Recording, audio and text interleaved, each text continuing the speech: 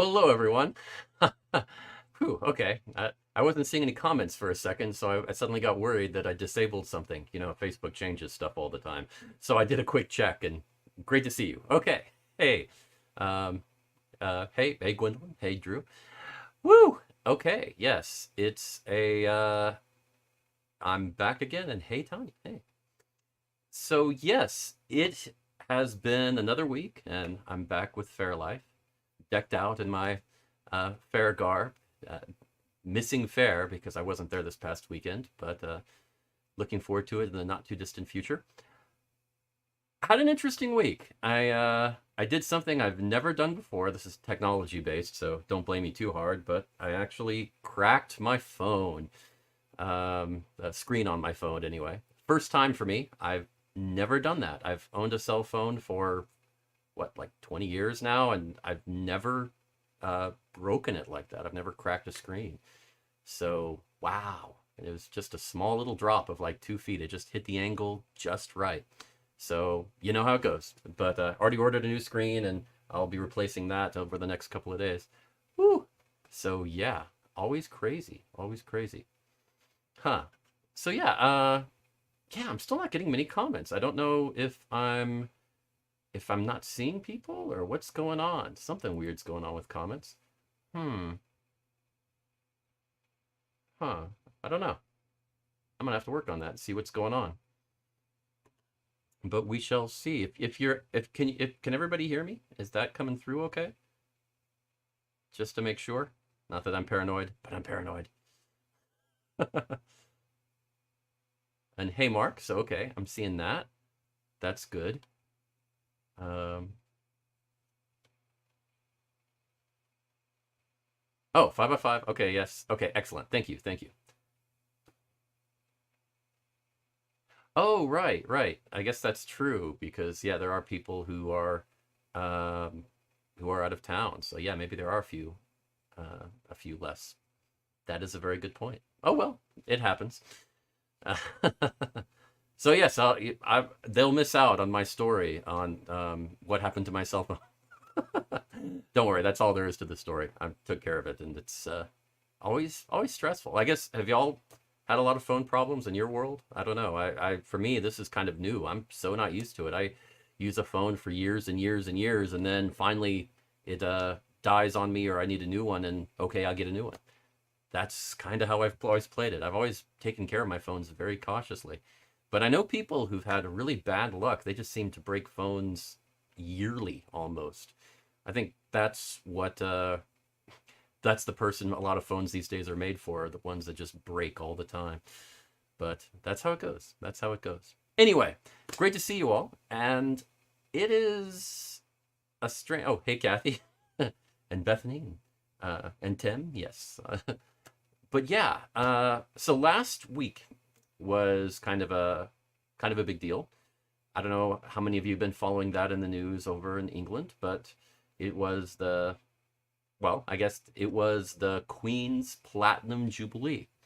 Now, some of you, well, I guess let's jump over here and show you that was them setting it up a little bit. I don't, if some of you saw the show in April, one of my shows, I talked about how that in April, that was the Queen's actual birthday. But traditionally, they celebrate her birthday in early June. And that's, mainly for the weather, just to kind of make it so that everybody can enjoy it and make a huge, not just citywide or countrywide, but empire wide party. All over the world, they celebrated the Queen's Platinum Jubilee. She has been queen for 70 years. Wow. 70 years. Yes, and a few people showed up. You can kind of see here you go. Later in the day when people really start funneling in. You can't even quite see the numbers in this picture. So let's jump to another one I found here. There you go. From the other angle, looking back, you can see tens of thousands of people showed up just there to see the Queen, and it's a big deal. It is a big deal. Can you imagine that happening in the U.S.? I can't. I mean, they don't even have very many ticker tape parades anymore. Like they average a few every decade now. That's all. They used to have a dozen a year. Now, hardly ever happens. It's just, you don't really get that type of devotion.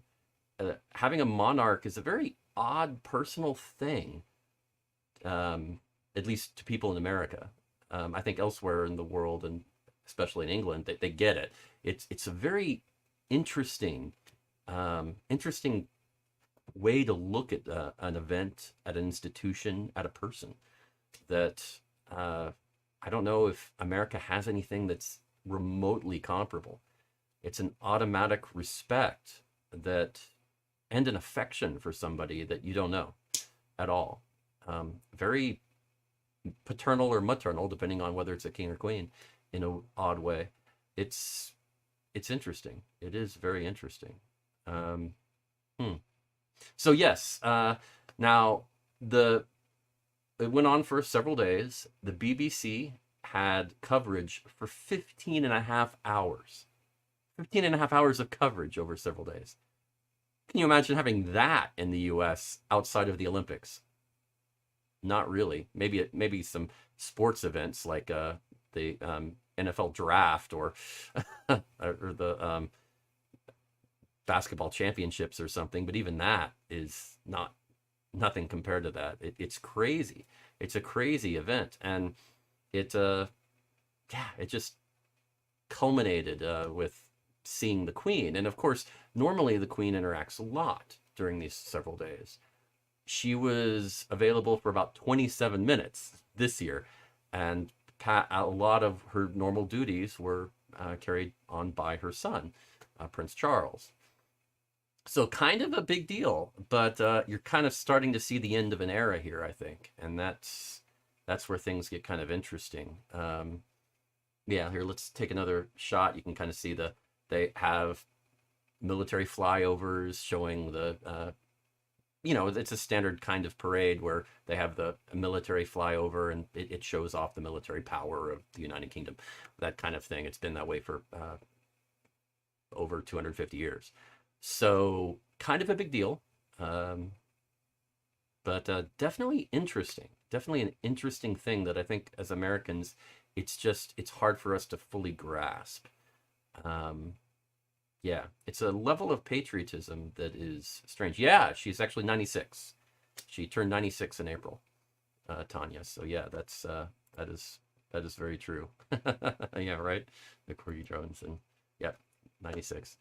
Uh, but yeah, at the end you had a great image. I don't have a copy of it. I couldn't find a public domain copy of the image from a couple of days ago at the end of it, where they had essentially the Queen and three future kings and two future queens in one shot. They had the Queen and her son Prince Charles, and the Prince of Wales, and the Duchess of Cornwall. Then they had the Duke and Duchess of Cambridge, which was, of course, Charles's son and daughter-in-law, William and Kate. And then they had their children, the three children there. So that's, yeah, three future kings. Kind of crazy. Kind of crazy. Yeah, I think you're right. She does deserve to take it easy. It's fascinating. I mean, okay, they have a Thanksgiving service that she wasn't at. They have a pretty famous horse race, the Epsom Derby, wasn't at, and a huge pop concert, not there. And ironically, they had Queen playing, the music group Queen. They were playing the pop concert, so other groups too. But yeah, that was. But she wasn't there, and just mainly kind of at the beginning, a couple of points in the middle, and at the end, and that was about it. But she wasn't the only one who was missing for a lot of it. Of course, Prince Andrew, her other son, was not around. Of course, he's facing all of those serious charges, so bit of controversy there. Oh, and he also has COVID, so at least he had somewhat of a better excuse. And then the Archbishop of Canterbury, who normally headed that service, had actually COVID and pneumonia And very last minute, the Archbishop of York filled in. So you get one of those classic Canterbury versus York things that historically has always been so popular with the with England, and if you like your medieval and Renaissance history. So yes, always fun. Uh, but that's how it worked. They also had a fun little skit, shall we say. Um, the Queen sort of has showed off her sense of humor about 10 years ago uh, for the Olympics, the London Olympics. She did this comedy spoof with Daniel Craig as James Bond, and it was really popular at the time. They commented on her good comedic timing. Well, they did something like that again with having tea with Paddington Bear. You know, a CGI character they put in after the fact, and she they talked together, and yeah, kind of interesting. Right, right, right. Definitely, definitely cute. I suggest if you haven't seen it, go take a look. It's actually pretty cute. It's short. It's only about a minute or so.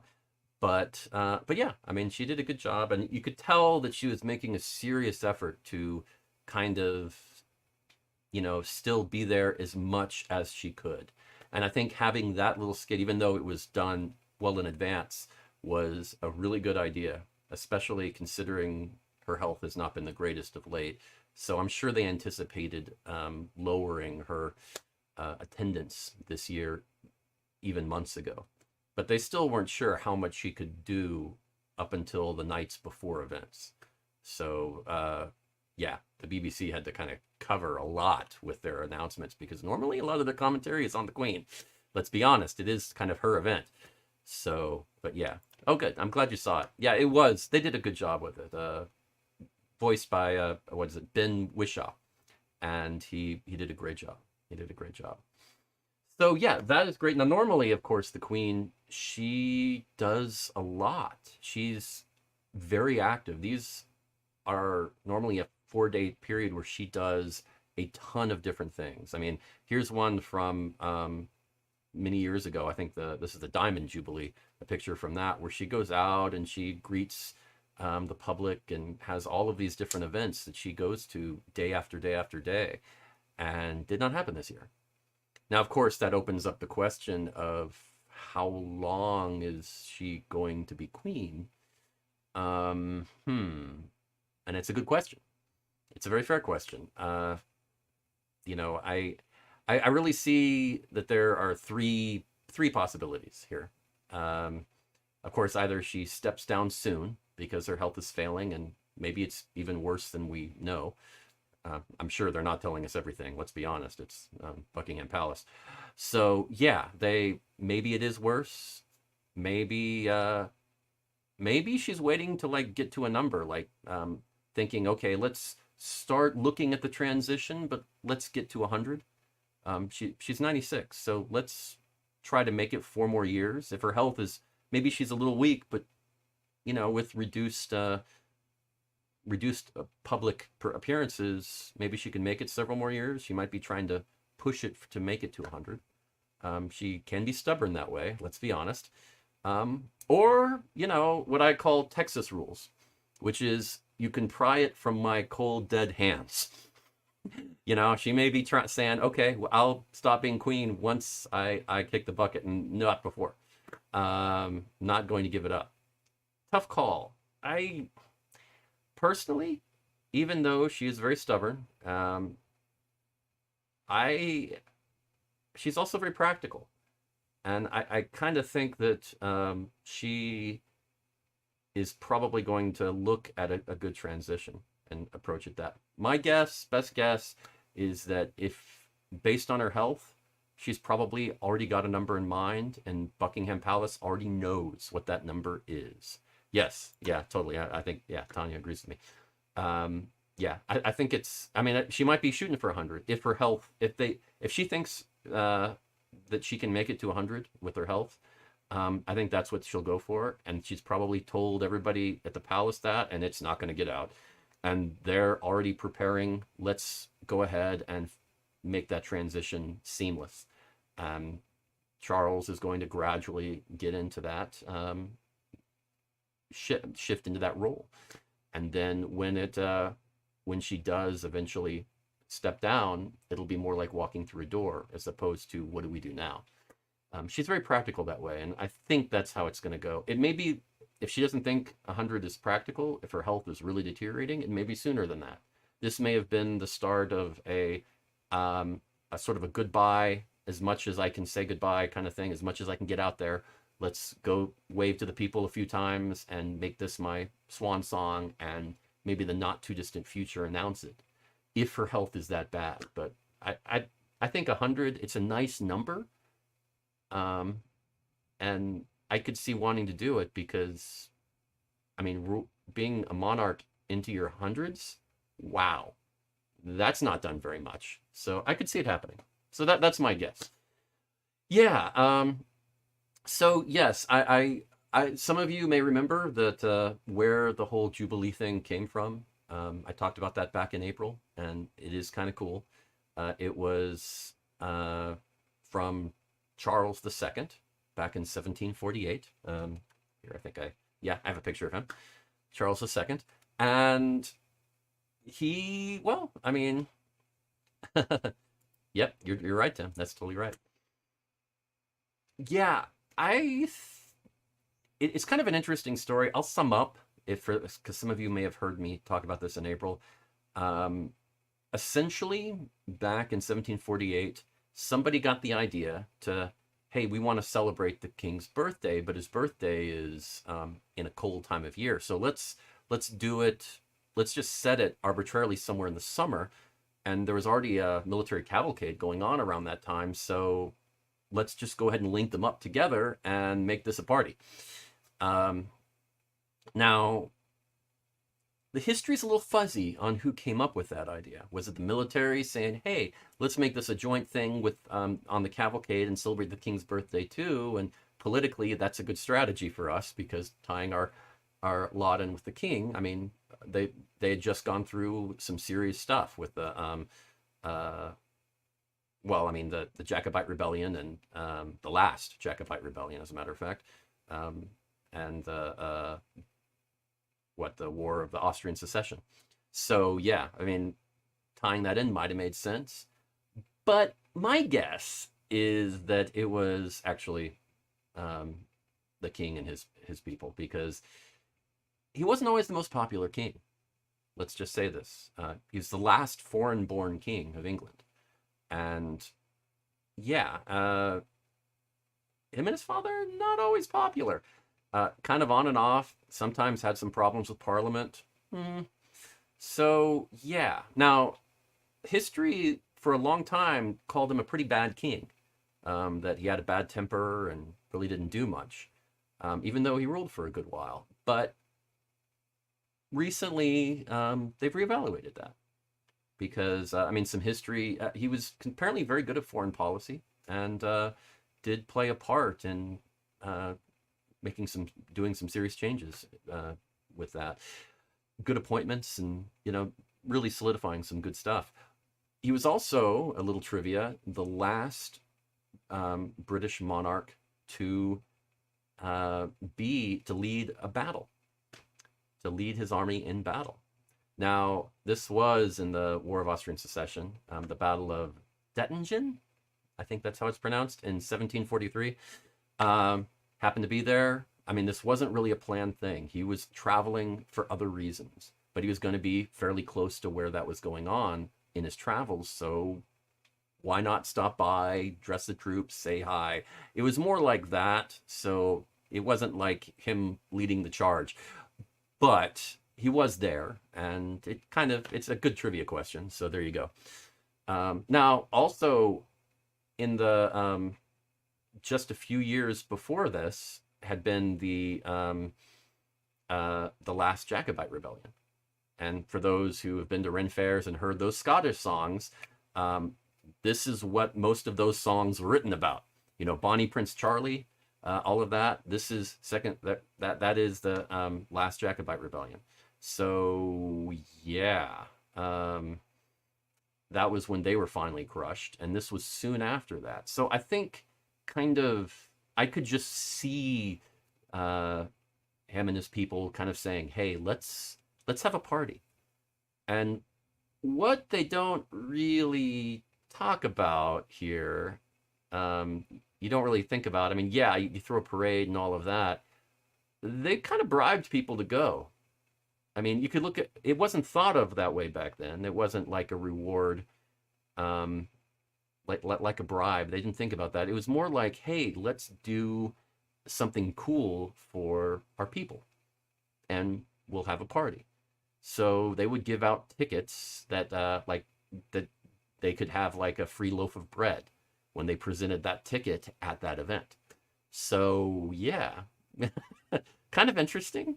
A very different concept, I think, for us, but definitely interesting. Definitely interesting.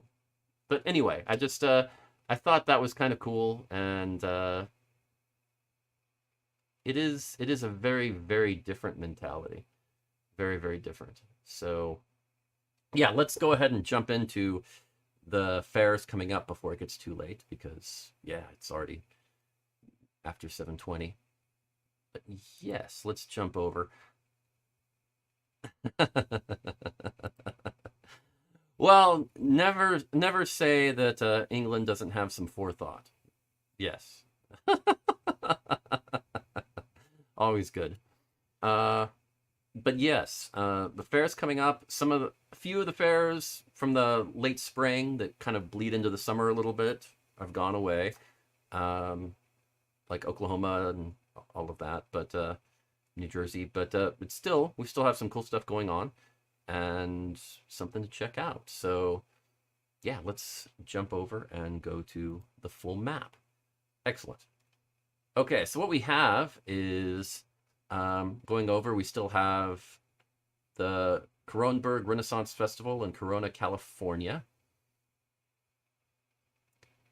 And also in Alaska, because, well, you always need to know where Anchorage is, because nobody ever remembers where in Alaska Anchorage is. So now you can see the star and you know that's Anchorage.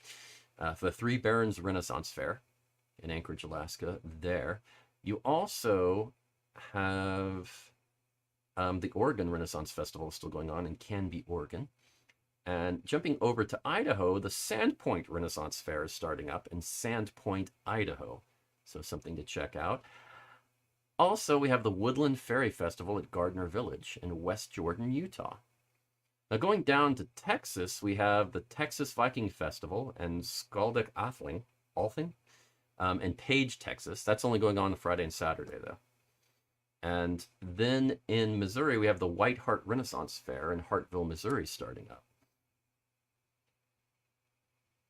Then let's see. Then we have Wisconsin, Chippewa Falls, Wisconsin. We have the Newborn Village Renaissance Fair, and in, let's see, Kentucky, the Kentucky Highland Renaissance Festival in Eminence, Kentucky, is still going on, as is the West Virginia Renaissance Festival in Lewisburg, West Virginia. Now, still in the Northeast, we have several things continuing, and we have the Kingdom Fair in Yorktown Heights, New York, as well as Robin Hood's Fair in Harwinton, Connecticut, and the New York Capital District Renaissance Festival in Altamont, New York. Let's see, I think, is that everything? No, we still have the Cape Cod Pirate Festival in South Yarmouth, Massachusetts. So that rounds it out, and we have it all. Yes. Oh, and thank you. Little unstructured talking. I don't really know how to be structured, I guess. That's what I do. What can I say? Woohoo! All right.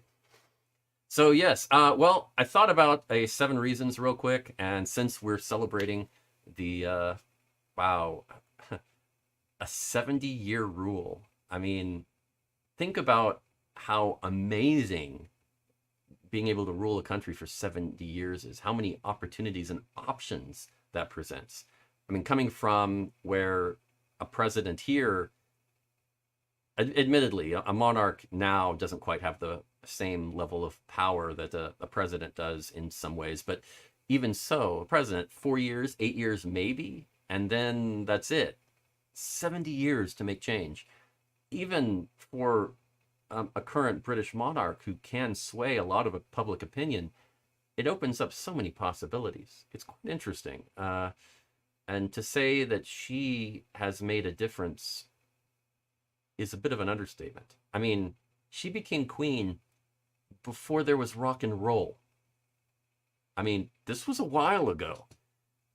Um, yeah, to say she's seen it all is a little bit of an understatement.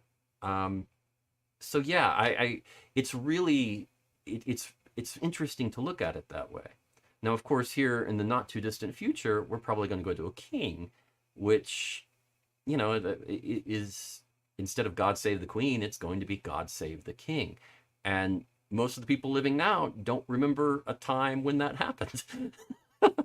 Yeah, I think back to what it must have been like in the early 1900s after Queen Victoria died, and how everybody suddenly had to change to God Save the King, and how weird it must have been for them, because all of their lives they'd always had a queen. A really strange thing. And then around 50 years after that, they went back to a queen.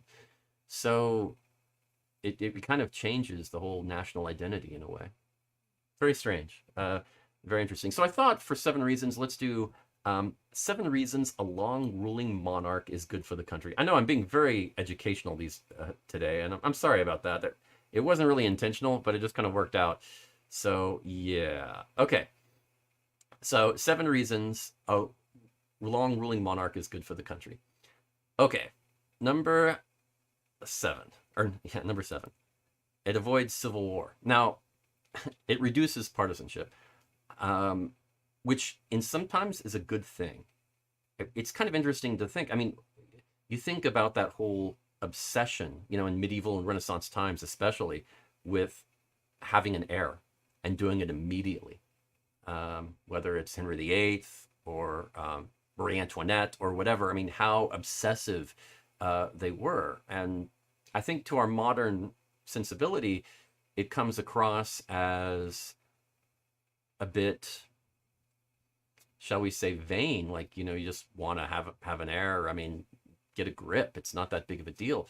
Well, if you don't have an heir, it can easily lead to a civil war in the country, because who's the next king and the next ruler? And usually there's somebody's they probably deserve it. But if there's somebody else that has a bit of a claim and enough people back them, it gets a little sticky. And like when I was talking earlier about George II with the War of Austrian Succession, that's what that was about.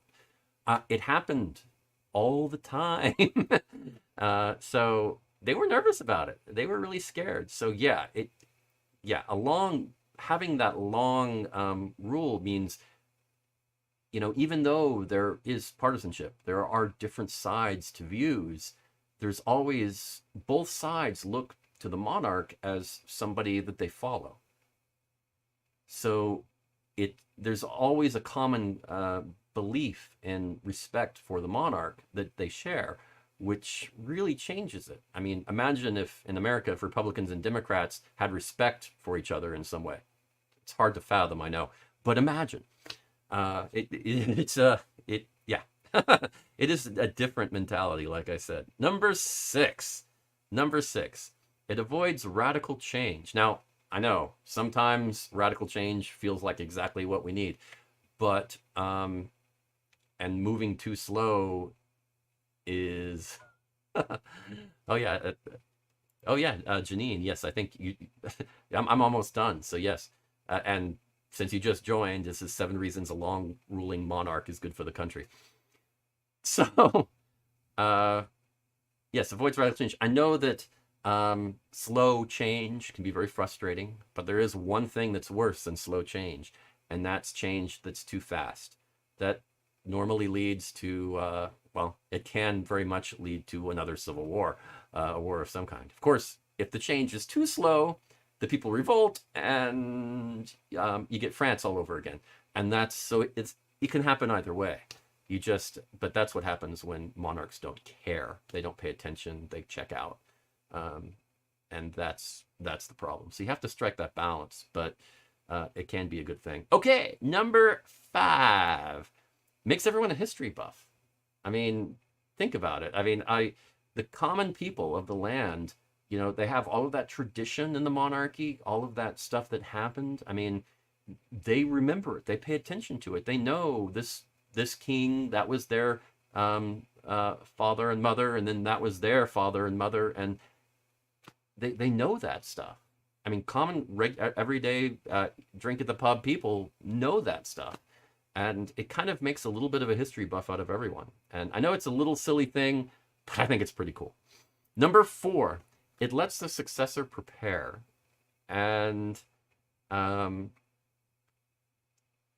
yeah, that's actually a really good thing. It helps them prepare for the job. When you have a monarch and they have a child who's going to be the next ruler, you give them tutors, you train them in everything they need to know to be a good ruler, hopefully, so that they will continue at least as good as you did, and hopefully better. That's the goal, to learn from your mistakes. I mean, that's, I guess, what every parent wants for their children generally, but this gives them time to prepare for that. I mean, history's shown times when rulers didn't rule for as long as they expected, and they had this 5-year-old who took the throne, or 10-year-old, and maybe they had a regent who took advantage of them, maybe they didn't. I mean, it gets crazy, and it can be quite scary and frustrating. So they're not prepared, and they normally do not do very well. So yes, it helps the successor prepare. Number 3, smooth transition of power. I mean, even when you prepare the person, when the ruler dies, I mean, wars can be going on, all of these affairs of state can be happening, and, all of a sudden the ruler dies. And even if the successor is somewhat generally prepared, they're thrown in the deep end immediately, and it's never smooth. Unless, when you have a lot of time and you say, okay, you see it coming, and maybe you step down before your death, that can be a lot better for a smooth transition of power. But even, I mean, once rulers start getting their late 60s back in the day, I mean, people kind of were thinking it's going to happen soon, and that successor played more of a role, or tried to at least, in political matters.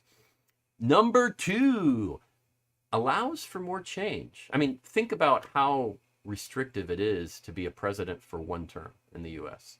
4 years. That's it. It's pretty bad. It's kind of really sad, actually. I mean, you just kind of get in, you try to get a few things done, and you're automatically running for re-election. That's all the time you have. It's rough. If you get 2 terms, maybe you can actually get a few things on your list of must-haves and try to make those happen, and then you're out. It's really tough to do anything long-term. And then what happens after that? If you get an 8-year term, well, the other party gets in, and then they undo most of what you did or try to, and then they go the opposite way, and it just goes back and forth. It's very frustrating. I mean, in some ways, in some ways, our system can be pretty slow to change. So yeah, it definitely can allow for more long-term thinking, long-term plans. That can be really cool, if the monarch is of that type of mind. Oh yeah, science fiction that featured elected monarchs. Yeah, that would be interesting. I mean, they're monarchs now. Most of them have, they have parliaments or something like that with them, that they, with constitutions that that it's not quite how it used to be back in the day, but there still are some examples of monarchs with absolute power here. Of course, it gets a little scary. Well, yeah, there is that, and that does sort of open up some possibilities like this, because it allows for positive fame. I mean, what you can do is what's good for the entire country. You answer to, well, really no one or God, depending on how it's set up. When you go back to medieval and Renaissance times, I mean, you were decided upon and crowned by the church. You didn't answer to anyone else. Uh, the Pope, maybe, and that depends. That was a back and forth thing over the centuries back then. But yeah, you could do what you wanted, and it opened up some possibilities of really becoming a great leader in history. Really showing yourself apart from your parents, your peers in other countries, whatever. I mean, were you going to be an Elizabeth I, or were you going to be a King John? I mean, were you going to be an Emperor Augustus or an Emperor Caligula? I mean, a Peter the Great or an Ivan the Terrible? Notice I'm keeping these more in the past. A Charles the Great or a King Rudolph II? I mean, it's Charles the Great, Charlemagne, Rudolph II. Well, he's, yeah, kind of mostly responsible for starting the 30 Years' War, so not a good guy.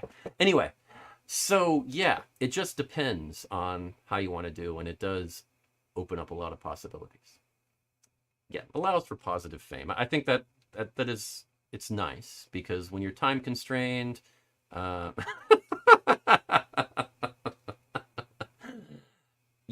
okay. Well, yeah, Caligula, not exactly a person I'd like to have for a friend. Too many of his friends didn't make it very long.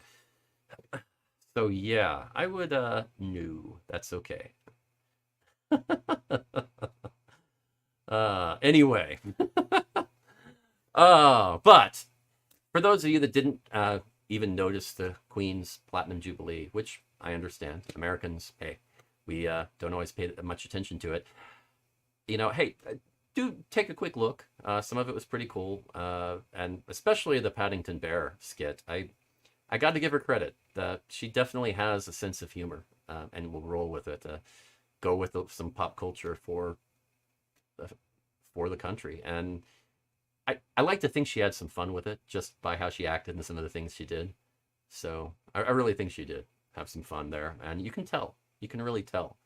And I think that for someone who historically has been somewhat withdrawn from society a bit, opening up that way, her people really liked it. I mean, and this was celebrated in many parts of the world, so it is a very big deal. So definitely check it out if you can. The skit is only like a minute, and you can see it on many different news sites. But yeah, so that's a little bit more about the Queen's Jubilee that happens every year, not on her birthday, but on her official birthday. So always a good little trivia question there, and always good to spend a Monday with you. I know this was more of a news segment than I intended, but I just couldn't pass it up since we talked about this before. Always good. Yeah, and that's a really good point, Janine. That some Britons are ready to see an end to the monarchy. I mean, it's kind of interesting, because you're right. When you see that, I mean, you look at it and you have like, I mean, you have people, and this has been going on for decades. People have said, "Oh, the monarchy, it's not really doing anything for us. We should put it away." And then you have crowds like this, right? I mean, come on. That's tens of thousands of people coming out, and they weren't even bribed with bread. I mean, it's a big deal.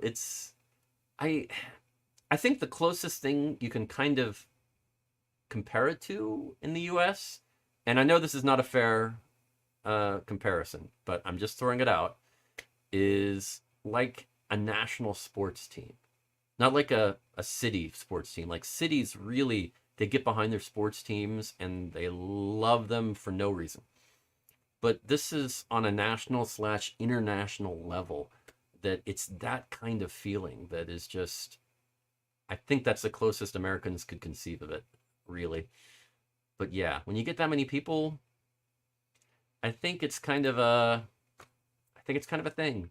I think you kind of really have to, I don't think it's going anywhere, I guess is what I'm saying. No time soon. uh, considering how many shenanigans the royals have gotten into one way or another, um, I and shenanigans, some of them quite sick and horrible.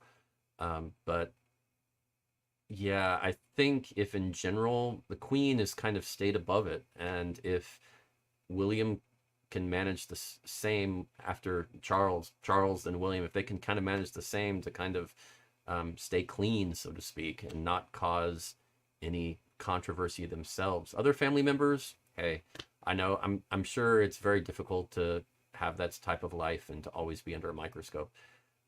It's easy to want to rebel, but yeah, when you're really the person, the focal point, the person in charge, you've got to maintain an above board behavior. And I think that's one of the things that Queen Elizabeth II has done so, I'll say it, she's done so smashingly over the last 70 years. It's something that England really needed, considering that their presence around the world has diminished during her term greatly. Greatly. They came from one of the world powers to being one of the major powers, but not the big one. And it's been changed. Yeah, well, yeah, you're right, Jenny. I mean, Charles, I mean, with the whole Diana thing, that was a huge slight, and that was a problem.